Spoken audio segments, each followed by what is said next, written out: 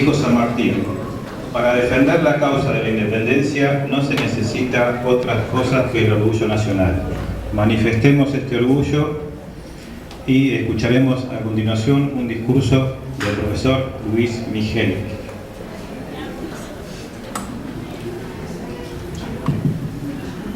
Buenas tardes a todos. ¿Me escuchan? ¿Se oye bien? Generalmente tenemos la idea de nuestros próceres. ¿Qué?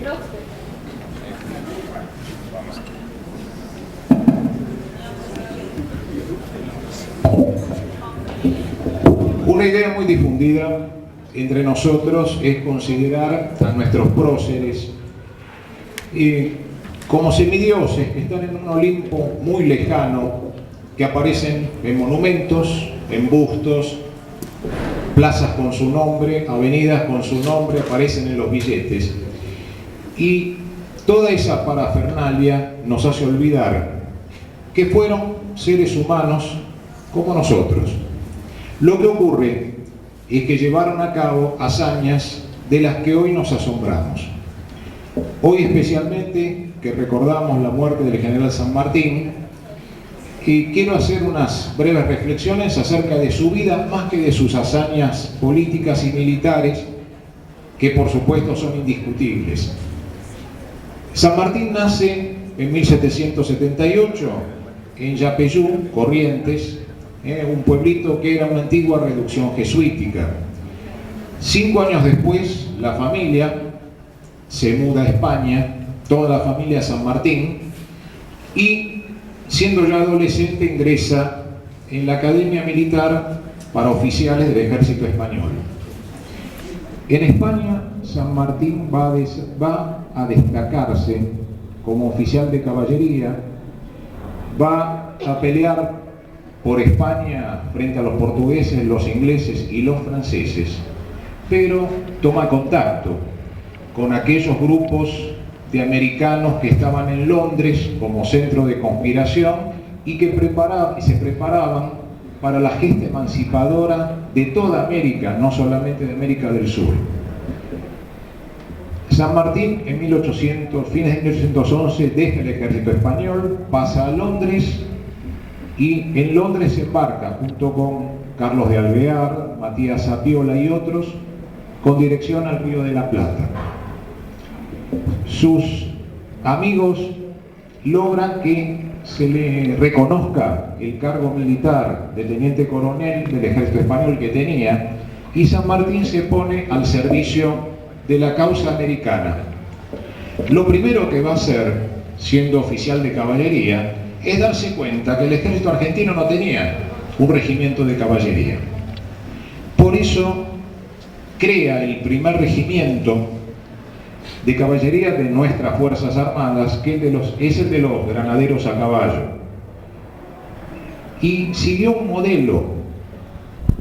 Durante las batallas en las que participó San Martín, enfrentó al mejor ejército del mundo en ese tiempo, que era el ejército francés de Napoleón. Una característica militar de los ejércitos franceses del siglo XIX era la excelente caballería.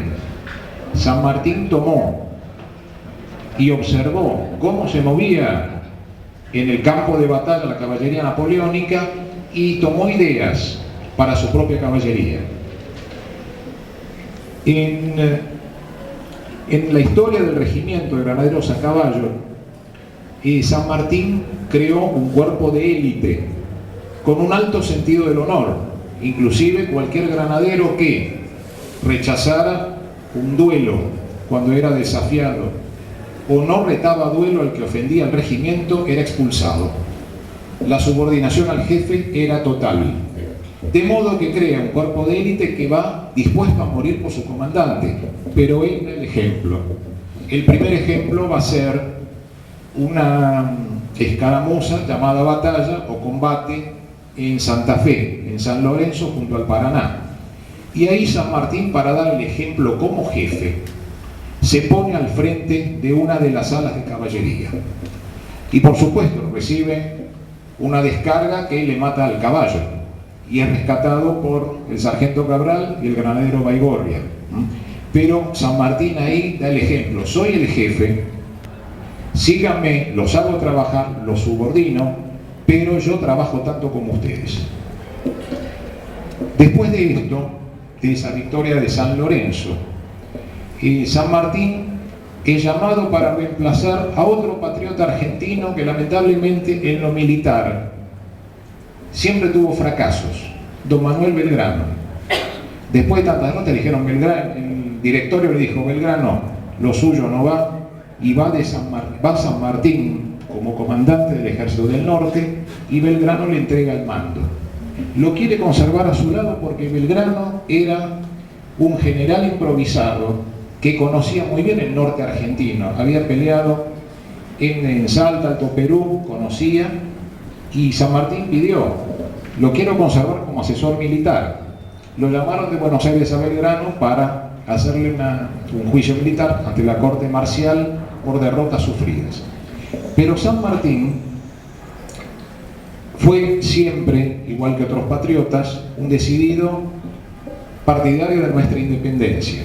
Cuando ya se reúne la Asamblea de 1813, cuyo objetivo era declarar la independencia, sancionar la Constitución, se encontró con que había dos bandos: el de los independentistas, donde estaban Belgrano, San Martín, Artigas y otros, y los que eran partidarios todavía de negociar con España alguna forma de salida diplomática para que, sin romper los lazos, España hiciera concesiones al virreinato del Río de la Plata. Obviamente que San Martín y Belgrano se amargaron mucho con esta actitud complaciente de sectores del Río de la Plata, y pidió ser nombrado gobernador de Cuyo. Cuyo era una provincia argentina de esa época que englobaba a 3 provincias actuales: San Juan, San Luis y Mendoza. Se radica en Mendoza y comienza a pensar en su plan emancipador, no solamente la liberación de nuestro país, sino también expandir la revolución e independizar a los países vecinos. Es muy difícil encontrar datos sobre si San Martín admiraba a Napoleón, pero hizo algo que Napoleón también había hecho.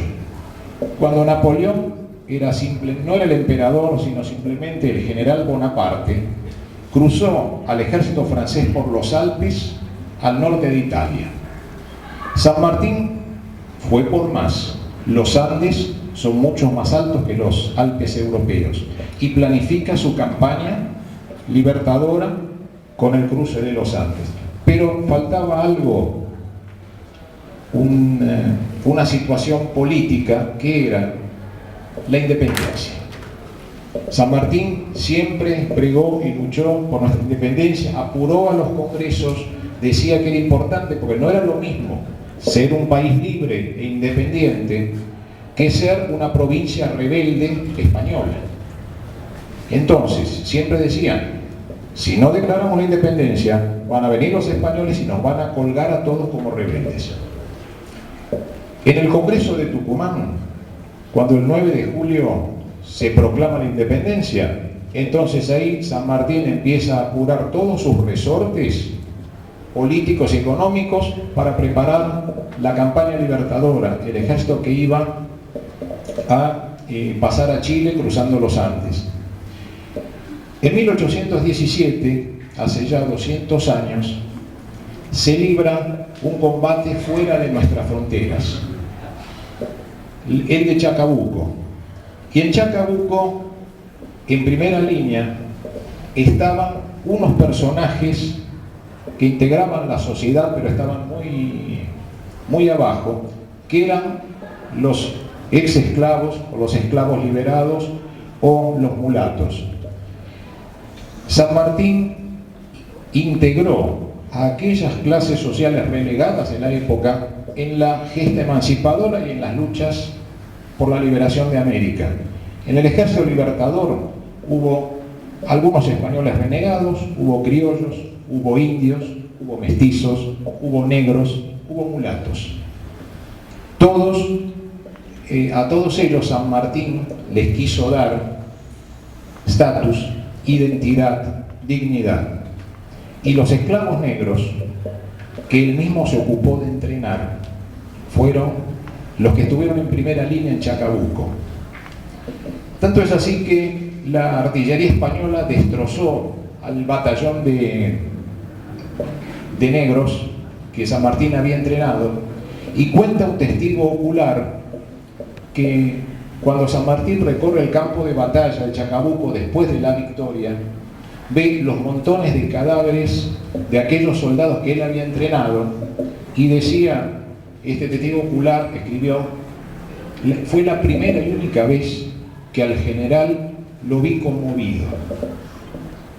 Estaba a punto de llorar y solamente exclamó, mis pobres negros, y siguió adelante caminando. Por eso, como San Martín no fue un tipo de dejar escrito, dejar memorias, hacer confesiones personales, a veces se nos escapa un poco y es muy difícil entender ciertos actos, ciertas reacciones. Lo podemos juzgar por las cosas que ha hecho o por las cosas que ha dicho, y fueron muy pocas. Cada vez que algún periodista o algún argentino iba a Francia a visitarlo, general no va a escribir su memoria, no. General me da una entrevista, 2 palabritas y nada más. De ahí que sea uno de nuestros héroes más enigmáticos.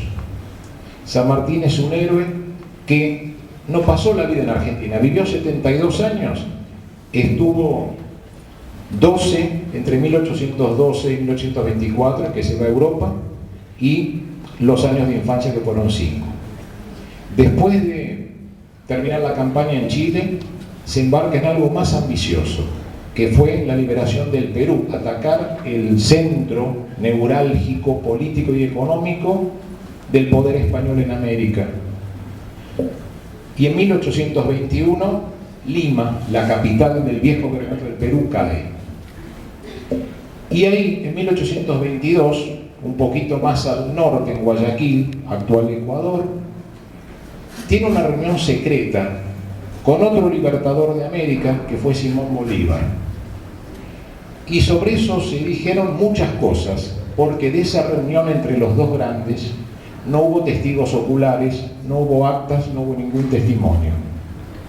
Lo único concreto es que después de esa reunión, San Martín deja el mando del ejército libertador y se lo entrega a Bolívar. O sea que todos los granaderos argentinos, los soldados chilenos, quedarán a las órdenes de Bolívar para terminar de liberar el Perú, Ecuador y las tierras aledañas. Mucho se especuló qué es lo que pasó con San Martín, qué dijeron. San Martín nunca largó prenda, así que no sabemos en realidad por qué dejó el mando. Y se fue. Pasó a Chile, volvió a Mendoza, y en 1824-25 se embarca para Europa, no sin antes pasar por Buenos Aires, buscar a su hija. Ella era viudo desde hacía varios años, tuvo un pleito con sus suegros, que los abuelos no querían perder a la nieta, y se va con Mercedes a Francia. Ya cuando él se va, empezaban las disensiones entre unitarios y federales en nuestro país. A San Martín no le gustó, inclusive hubo muchos que se acercaron a él tratando de general, ¿y por qué no viene para nuestro bando? San Martín dijo, la espada que utilicé en toda la campaña emancipadora jamás la voy a desenvainar contra mis compatriotas o contra otros americanos. No le quedaba más recurso que irse, que es lo que hizo. Sin embargo, intentó una visita secreta allá por 1829, pero para que nadie se enterara, se embarcó en Europa con el nombre de José Matorras, que era el apellido de su madre.